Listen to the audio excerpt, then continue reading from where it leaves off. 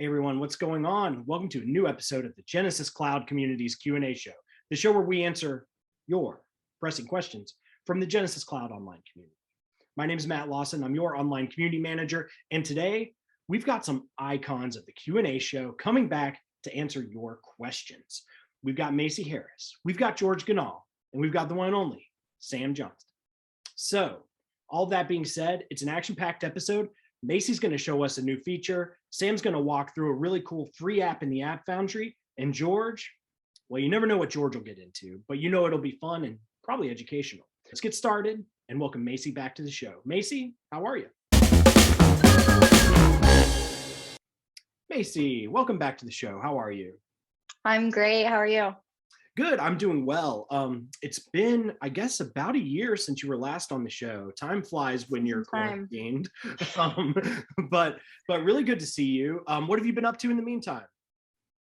Oh, keeping busy with work, keeping even busier with my kids. Cool. The same old thing, going a little bit crazy, but right. We're all that's a always little good. crazy, Mason. Yep. Real quick, for the people who haven't seen your previous episode, can you talk a little bit about your role, what you do at Genesys? Yeah, so I am the Senior Development Group Manager for Genesys Cloud Analytics UI and Reporting Development. So anywhere you see reports, exports, alerting, dashboards, anything that really showcases your data, that's run by my group. So I've been around since the start of it all, and I love getting to constantly innovate and build cool new features for you all. Excellent. And you're also in the community a fair amount, helping with stuff, which we always appreciate. Today is an exciting time because you're going to be showing a feature that's going to be released in the coming weeks. And how best do you want to get started with this? Do you want to give a quick overview of what this feature is, the value add, and then we can get into a demo? Absolutely. Yeah, so today we're going to introduce the Analytics Workspace, which is something we've kind of envisioned over the last couple of years as a way to really streamline your usage of the performance views. We realized that there are a lot of different items in that performance nav menu. Probably it's hard to find anything, but typically users really only have certain sets of things you really care about, and we figured why not let you actually view these as tabs like you would in your browser, so that you can quickly get to everything you need. You can come in for your day and you've got your whole workspace all ready for you. So that's what we're going to introduce. Awesome. Well, I can't wait to see it. If you want to, let's go ahead and start the demo. Absolutely. All right, so here we've got the Genesys Cloud application that you know and love. Typically you would go to this performance view and you'd see this huge list. It might go to the bottom of your window. You might have trouble seeing it all. And you can see that's all been replaced with a single link workspace. So as you go into the workspace, you start with your basic views on the left, your navigation. You can find quick categories of what you're looking for. So maybe you're really focusing on the employee engagement side. You can find all of your views for that coupled together. Flows, journey, basically every single aspect of the business has been categorized into these views. So from here, you can pick the views you want to see, and you're going to open them in a tab. It's the same exact view that you're used to. So you can do the filters, change your columns, drill in. You can go into your detail views, all sorts of things, anything you want. But when you want something else, you can just pop open a new tab. So then I have my agent performance, but I also want to track my queues. So now I've got my agent performance and my queue performance side by side. I can quickly go between them. And if you have a specific configuration that you really always want, you can make some changes. And so I've got my queue performance for my chats, and you can save that tab. So now I've got this view that's my queues. I can save it. And anytime I want to access it and I don't have this tab open, it's going to be right here for me. So you can build your saved view list. And if you already have saved views today, those will show up here. And those will give you quick links to go directly to that saved view in a new tab. So within the workspace, you can have up to 20 tabs at a time. That way it's not too unmanageable, but it hopefully covers most of your bases. And you can close them at any time. You can save them. You can always come back to them. but then you can go back in and start over anytime you have a new set of tasks you need to accomplish. So our hope is that this really helps you pick and choose exactly what you care about and get there a lot more quickly. It should help you in being able to pivot more smoothly between them as well, so that you don't have to start over every single time. So if I want to start on my agents, but I need to go look at my queues, I don't have to start going to queues and then forget what I'm looking for, even because it took so long to get there. So we're hoping that this really helps. I had a few questions, but the great thing about this, the feature is going to roll out, I believe, March 2nd. Is that correct? That's the plan. That's the targeted date. And the great thing is my questions don't really matter, because anybody who's watching the show will have the chance to ask you questions that they have. On March 1st, we're going to have a Ask Me Anything event in the community where you can submit questions again in the community. And our very own Maisey will be standing by to answer those questions. And another great thing, if you get to play after it's released on the 2nd, we're going to do another Ask Me Anything event about a week later on the 8th, so that after you've had a week or so to play with it, you can ask any follow-up questions that you have. Plenty of opportunities to learn about this feature. And even better, you'll have a chance to win a prize. Maisey, tell them how easy it is to win. All you have to do is ask a question for me to answer. You ask a question, you're going to be entered into the chance to win a prize from a really cool set of prizes we've got. Hey everybody, Matt the prize guy here. Maisey, you're absolutely right. We have some unforgettable prizes available to people who win your contest, the Race to 3,000 member contest, and any community contest moving forward. Why wait? Let's see what we have in store. Everyone, do yourself a favor. Head over to the community's prize wall page right now. There, and only there, you can find the 6, count them, 6 prizes that are available. And just remember, once a prize is gone, it's gone. So act fast, win a contest nearest you, and get your small taste of fame and fortune. Matt and Maisey, back to you. Yeah. And you know what? I'll even go as far as to say I don't think the question has to be related to the feature necessarily. No. In fact, one of the things we forgot to do in this episode was my favorite portion of the show, which is the Icebreaker. And I figured this is actually a really nice segue to do it. So the Icebreaker that I picked for today actually came in from a new member of the community, Stanislav. Stanislav, welcome, and thanks for posting. Stanislav posted this in the Genesys Casual community.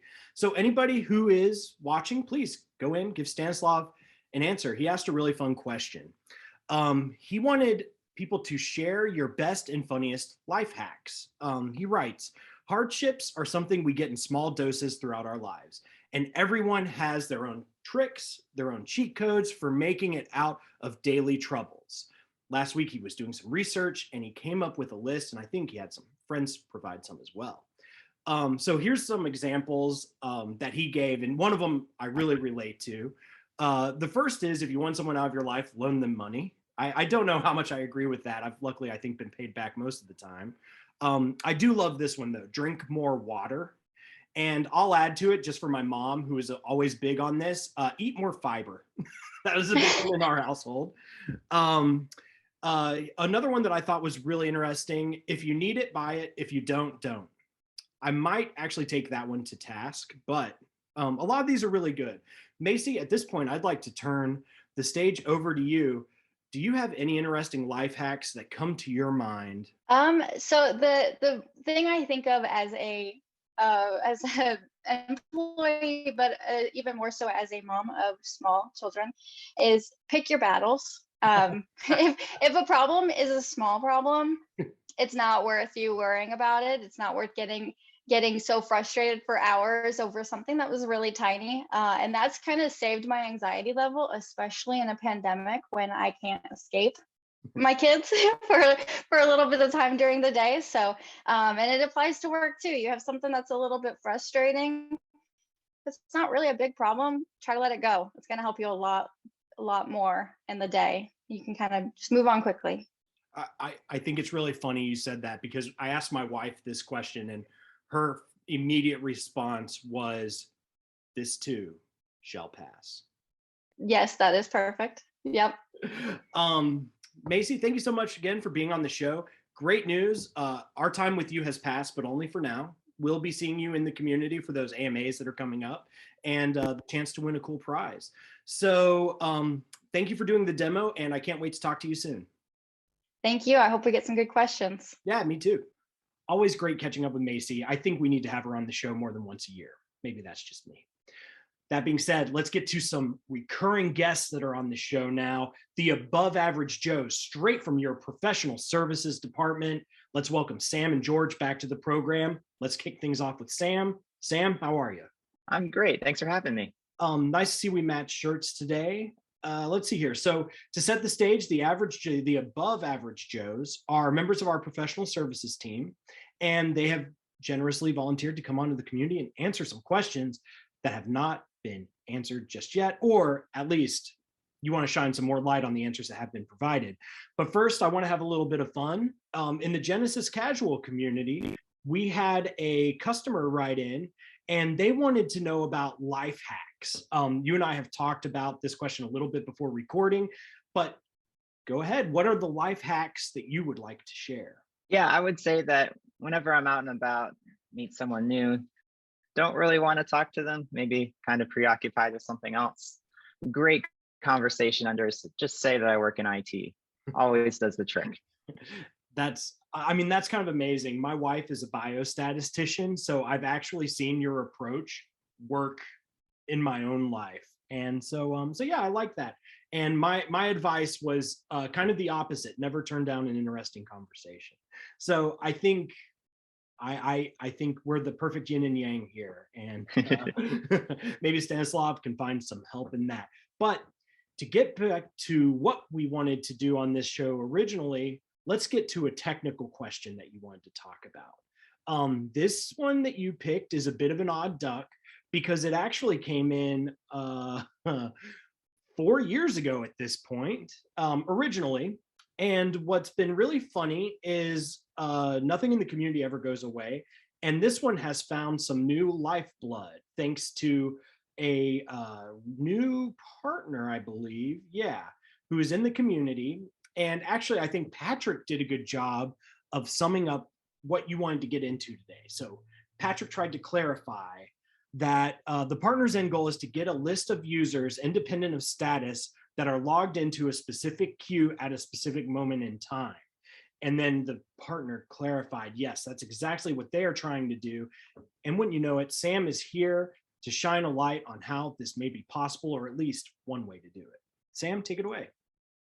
Thanks. Yeah, so I saw that there was a few problems being encountered in that post with creating a data action to get the users who are on queue for a given queue. So what I would like to show is a package that we have added to the App Foundry that has several pre-built Genesys Cloud data actions in it, including one to get the count of on-queue agents. All right, so here's the Genesys App Foundry. If you're not familiar with it, it's at appfoundry.mypurecloud.com. It has several solutions from both Genesys and our partners. Now, to get the custom data actions package that I'm referring to today, we can do a quick search here for custom data actions. I'll see the second result here is what we're looking for, Genesys Cloud custom data actions. Now, if we click into this, we can see that there are several data actions in this package. One of those data actions is one to get on-queue agent counts. So I'll go ahead and click Get It Now to download this package. It's first going to show me some instructions on how to import a data action, which is what we will be doing with these data actions. So that's all fine and dandy. So I'll go ahead and click on Next. And now I'll click on this link to download the package. Real quick, is this package free? This package is totally free. Wow, that's awesome. Yeah, absolutely. So I'll go ahead and download this. So you can see now we've got it downloaded. All right. So now in Genesys Cloud, now that I've downloaded these, I can go ahead and import the data action that we need. So I've got Genesys Cloud open here on the admin page under data actions. So I'll go ahead and choose my import button. Now I will browse for the data actions I downloaded. It's in this folder here. And the one we're looking for is one called get on queue agent counts. Here it is. So we'll go ahead and open that. Now it's going to ask which integration to associate this action with. I've already created a Genesys Cloud Data Actions integration, so I'll go ahead and use that and import this action. All right, so now we've imported the action. All we have to do is click Save and Publish at the bottom here. Go ahead and say yes. Great, so now the action has been published, so now we can go ahead and use it. So I have Architect open here, and I've got a pretty simple call flow that just transfers straight to a queue. But the question here was, right, based on the number of agents who are on queue, we may want to transfer instead to another queue, for example, an overflow queue. So what we're going to do is we're going to enhance this flow with that data action. So I'll go ahead and bring in the call data action tool here. I just need to select my data action. So I'll choose the category that I imported that into. And now I'll choose the get on queue agent counts data action here. Now I can see this action takes one input, the queue that we are looking for. It has two outputs. It has an array of counts and an array of statuses. So for my input, I'm going to provide the ID of the queue I want to check agent counts for. So I'm using the services queue here. So I'm going to choose an expression here. I'm going to say I want to find queue that is services, and I want the ID of that queue. Great. Now I need to assign these outputs to variables in my flow. I am going to assign the counts to a variable called flow.queueCounts. And I'm going to assign statuses to a variable called flow.statusList. Cool. So now the data from this data action will be available to me in these two arrays. Now these two arrays are parallel, meaning that each of the data elements in them will line up. So this array of counts will just be an array of integers. So, 1, 2, 3, 4, right? And the array of statuses will include the routing statuses that agents are in, for example, interacting, idle, not responding, etc.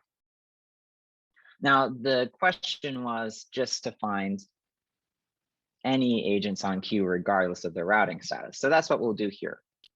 Now, within the package that we downloaded, there is a README file. And so I have this README file open here. And this has some tips on how to use this data action. If I scroll down to the Get on Queue Agent Count section here, we can see that we have some example architect expressions that we can use for various use cases. Now, the use case we're going for today is to check if there are any agents on queue regarding of their routing status. If I wanted to get a little bit more granular, there are some other examples down here. For example, if I only want idle agents. So I'm going to go ahead and actually just copy this expression here to get any agents on queue. And in Architect, I will add a new decision step. And this decision, I will paste in that expression. Now, the yes path of this decision will indicate that we have one or more agents on queue. The no path indicates that there are no agents on queue. Now, I could customize this expression if there's a threshold. Maybe I want to do something if there are 5 or less, or 10 or less, etc. Right? But we'll keep this to just check if there are any agents on queue. So I'll bring my queue transfer step into the yes here, because we want to go to the services queue if there are agents on queue there. And in the no path, what I'm going to do is I'm going to add another transfer to ACD step here to transfer to my backup queue. So I'll go ahead and select the queue here. Let's send those to the support queue. All right, that's all there is to it. So now, based on the results of this data action, I'll either go to the services queue if there are agents on queue in that queue, or we'll go to the support queue if there are not agents on queue in the services queue.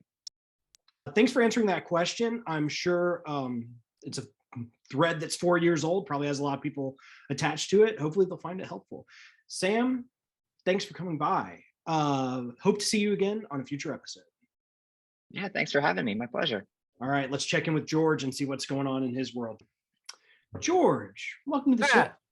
Happy New Year. How are things going over in Indiana? Going well. Got a little bit of snow left on the ground. My mother-in-law came out to visit us for a couple of weeks, and she's from Southern California, where she doesn't get much snow.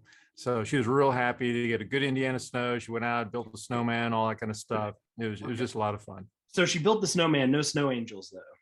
She did a snow angel. Good, excellent. And my daughter got pictures. Yeah. Cool. Yeah. Really glad you stopped by, because you're going to actually, we get to revisit a segment we used to do at the start of this show, Stump the Expert, which is very exciting. For those of you who've never heard of this segment, that's where I throw random questions at George, typically that have not been answered. And the whole point is for George to try to give you his best guess of where to go next. But before we get into there, George is a member of our very exclusive Above Average Joe's group, and he has selected a question that he wants to provide some additional color to. The question today comes from Wendy. Wendy had a question about Phantom Alert notifications. She asks, has anyone else had issues with Phantom Alerts? I have had a ticket open since November because we were getting Phantom Alerts that have no interaction that cause the alert. I'm not going to read everything. It's a bit of a long question, and I know George is going to do an overview kind of how alerts work, just to help Wendy understand them. So I'm going to stop here, and George, I'll let you take over. All right. Yeah, I wanted to talk about this one a little bit because I think that a fair number of people out there don't have a full understanding of how the alerts work. So I'm just going to show my screen and hopefully give a little bit of an overview on how the alerts actually work as opposed to how you think they would work. It's one of those, it looks like it's going to be one way, but it actually behaves a little bit different. So your alerts are up here in the client in case folks have never even looked at them, and you would have an inbox to see alerts that are active. You can also send emails to people to let them know that an alert is active. And then you have the alert rules themselves. So various people can set up alert rules. And I'm guessing that in this situation, this is just a guess because I don't have full information, perhaps someone else has set up an alert. And in this example, I've got a max wait time voice over 5 minutes. So let me click on that one and just give a little walkthrough. We have a rule set up, and you can do queue-based or agent-based alerts. Most people go with queue-based.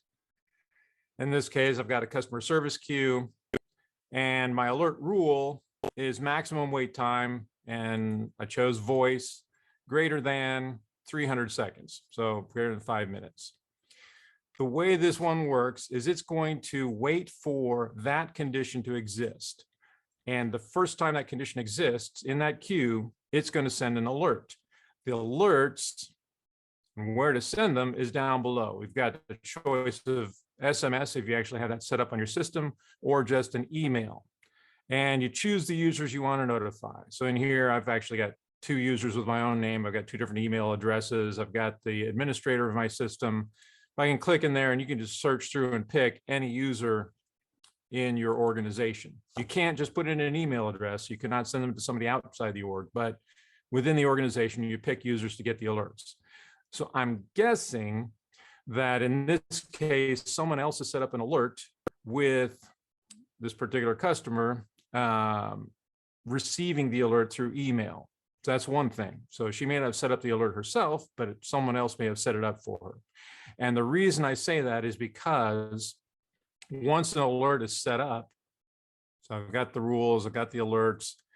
If I go back to my rules and I look at them here, the alert is enabled.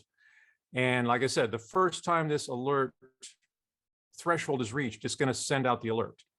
Now, one thing most people do not know is that after the first time it hits that threshold, it will not send any more alerts. Even if it drops below the threshold, goes back up again, it may not send an alert right then. Because once it's hit that max, it says, okay, I hit your alert. I'm done. I've sent that alert. And until somebody actually disables it and re-enables it or edits it to change something, that alert will just be active. constantly. It won't keep sending alerts, excuse me, but it will also not trigger again because it's already been triggered.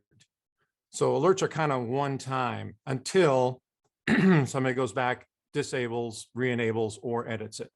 What I'm guessing is happening is somebody else who has that alert configured and sending the alert to her is either disabling, re-enabling at that time in the morning, or perhaps editing the alert, something like that in a different time zone. I don't know for sure. And the other thing is that if that condition is still met when it's, for the day, let's say, that performance value is still exceeded for the day, then it might actually send a new alert, even though there's nobody on queue, even though there are no calls coming in or anything coming in, because for that day, the maximum wait time was exceeded, it might still alert and send a new alert in the middle of the night, making no sense. So what I would be looking for is trying to figure out who has the alert configured with her email in there, let's say, or her SMS in there, and then try to figure out what they might be doing in the middle of the night to trigger it. If they're, especially if they're in a different time zone, somebody in a different country or something like that. That's completely a guess, but that's my main guess. Now I'm going to go a little bit further into the alerts and the configuration, because a lot of people get a bit frustrated with alerts as well, because they think, for example, I want an alert when a specific user goes over a hold time. You've got to call on hold more than 3 minutes. So I can go in here and I can say, okay, specific user, I'm going to do an agent alert, and I will choose that agent. I have to type a name, put in a gram, and I'm going to say, well, I want to know when he's had an interaction on held for more than a certain amount of time. And let's see, maximum held time, voice greater than, let's say 180 seconds, 3 minutes. Great. I can set that up. User notify, I put those in there. So the first time the gram has a maximum held time of over 3 minutes, it's going to alert. But guess what? The rest of the day, unless you go back and reset that rule, it's not going to keep alerting every time it goes over 3 minutes. It's going to alert, it's going to be in the alert state, and it's not going to reset itself every time it drops below 3 minutes, unfortunately. The other thing people think is, oh, I want to know when any agent in the queue goes over 10 minutes in a kind of a break status. So I'm going to go back to my customer service queue, and I want to look at status over 10 minutes. Well, maximum time to answer, talk time, held time, handle time, wait time. I don't see anything in here for a user going over time in a certain status. That's because we don't actually have that alert at the queue level. And even if we did, it would alert the first time one user went over that time, and it would never alert again because it would be active. So with these alerts, you have to be real careful. One, what your expectation is for what you want out of them. If I want to track agents, then you have to pick specific agents. And then if you want to track everybody in a queue, you have to set up one alert for each agent. So one rule for each agent to be able to track their time in a queue for, after call work time or something like that. They don't even have anything in here about status. So there is no alert you can set up to track when somebody's gone beyond, say, 15 minutes in a break status or 30 minutes in a lunch status. So just, you have to set your expectations properly for these things. And then realize that, they're not going to reset automatically. You've got to go back and manually disable, re-enable to get it to reset after the day or after the occurrence. Because that trips up a lot of folks that are thinking, oh, got an alert. And then they're going to be waiting for the next one. And they're going to be waiting all day because it just does not automatically reset, even when it goes back down below the level. So hopefully that helps describe a bit. And like I said, I would go check around, see if somebody else has the alert configured with her email address set or SMS set, and then see if they're doing something in off hours to trigger it or reset it, I should say. All right. Maisey, so the great thing about not being a live show is I get to record more stuff, and sometimes the stuff that I record later impacts the stuff that I recorded earlier. So to set the table, everything that George just said about notifications is currently true, but Yes. you have an inside scoop that things are about to change. Is that correct? Absolutely. Yeah. We have reevaluated the way that the alerting works today. And we've decided there's so much more we can do with it. So we decided to build an entirely new alerting platform. You're going to have an entirely new analytics experience for configuring these alerts. It's going to be a lot more powerful. You can handle more criteria in one. And even more importantly, the instant an alert should trigger, it's going to trigger. You don't have to wait for a conversation to end or something like that as you do today for it to happen. So this is planned for the coming months, and we're really excited to get it out. I think it's going to be a game changer. Cool. If you do any kind of a beta for this new functionality and you need people to test it, please reach out to me. We'd love to advertise it in the community. Absolutely. Cool. Thanks again, Maisey. For real though, I'm hanging up on you this time. Perfect. George, I'm not done with you just yet. We get to go back to our roots, buddy. The rock our friendship was founded on, Stump the Expert. I've pulled a couple of random questions from the community. I typically try to find questions that don't have an answer for this segment, just because I'm a firm believer that some help is better than no help at all. But let's see if you can offer any advice on this one. End chat script behavior. Scenario. Chat is answered by agent with a script screen pop. Once the agent ends the chat, the conversation, the script is replaced with wrap up. If the agent has not completed the CRM process, they have to click on scripts icon to go back. Is there a way to leave the script open so the agent can see it? What do you think, George? Yeah, I'd have to dig deeper on that one for sure. I don't think there's a way to easily just leave it open. There's no setting that I know of that you could use to leave it open. There might be something you could do with some kind of action that monitors the disconnect in the script and then pops it to a different page or something like that upon disconnect. That might actually cause it to leave that script open instead of just the wrap up code side. The other thing to look at is that in the script, you can click on the divider and you can actually set it up so that the script takes half the screen or 3/4 of the screen or something like that, and lock in the view of the script. And I'm thinking that might actually leave the script open if they have it set to a specific portion of the screen when they're working on their scripts. And that way the wrap-up code would pop in one side and then the script hopefully would stay open in the other. But I haven't tried it to know for sure. But that's the first two things I would look at is first look at the screen divider and set it up so that the screen is say half open on the script or something like that, or 3/4. And then the other thing would be, if that doesn't work, to look at some kind of action that detects the disconnect and then pops to a specific page within the script. And that might actually cause it to stay open. Just don't know for sure on that one. Hey, you don't have to. You're an expert. You don't necessarily know everything. All right, let's go ahead and get into the next question here. This one comes from Joseph, who wanted to know, well, actually, I'll just read this. Followed the Genesys Resource Center article on disabling the check for update feature on the Genesys desktop app, but the changes are not working. And then he gave us a screenshot of the directions that he followed. What do you think, George? Is this just an instance where he needs to open up a ticket with our care team, or are there any kind of steps that you've seen people miss before that might have gone by? It does mention there current user, software, interactive intelligence, etc.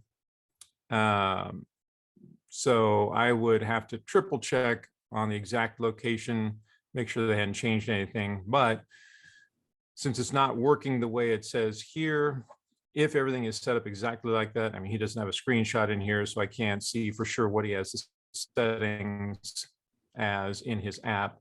But just pull it up, make triply sure that it's exactly the same as what's listed here. And then if that does not work and everything is set up exactly the same as this, then yeah, give feedback, use the submit feedback at the bottom of the page in the resource center and give that feedback to someone. Now, if you want to disable the updates, just as an aside, normally you would set that up in group policy for everyone. So instead of just doing the local machine, I would have group policy set up at the central level and then just designate all the users that need that setting and let it be pushed out that way. Much easier than going to every single person's machine. I mean, he's probably just trying it out to see if it works, but that's an aside for everybody else who has to administer this on a system-wide type basis. 6,000 users, you don't want to have to go to every computer and do it manually. Gotcha. And to George's point, he mentioned in the resource center, there is that that feedback element, and they pay close attention to that. So when you do mention it, they may be able to like double check their settings, make sure something hasn't been updated that they need to include in the resource center, and they're always grateful to have your feedback. So cool. George, just one more question for you. And like I said, I typically try to find questions that have not been answered, but in this instance, I couldn't help but find a question that actually has a fair number of answers, but I don't think I've seen you weigh in just yet.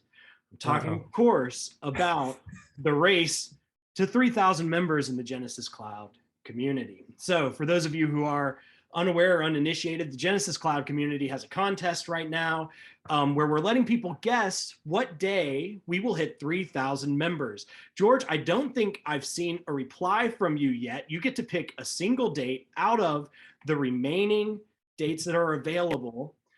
Your best shot, when do you think we will hit that high milestone? Well, after the word gets out regarding this wonderful Q&A episode, I think it's probably going to bump the membership fairly quickly. Absolutely. So I'm going to say February 25th. Okay. We'll go for that. All right. And I'm picking it mainly because it's my daughter's birthday, but cool. I like that date. Well, best of luck with your guests. Happy early birthday to your daughter. Maybe she'll watch the show. Who knows? Yeah.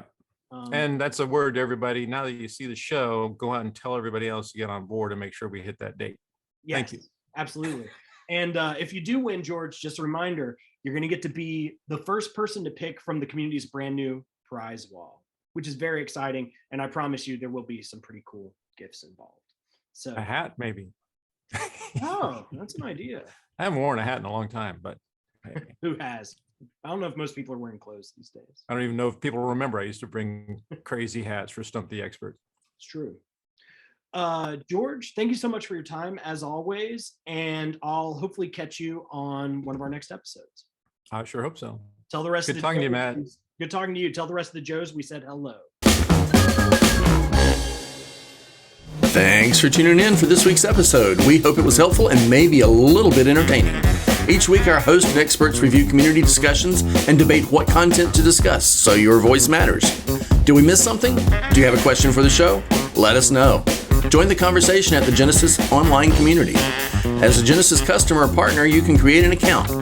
Just click the sign in button found on most pages and follow the necessary instructions to create an account.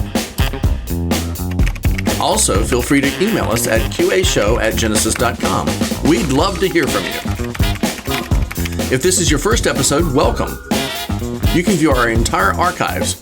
Go to the Helpful Links panel found on most community pages and find the QA Show archive that interests you. We appreciate your support of the show and the community. Cheers!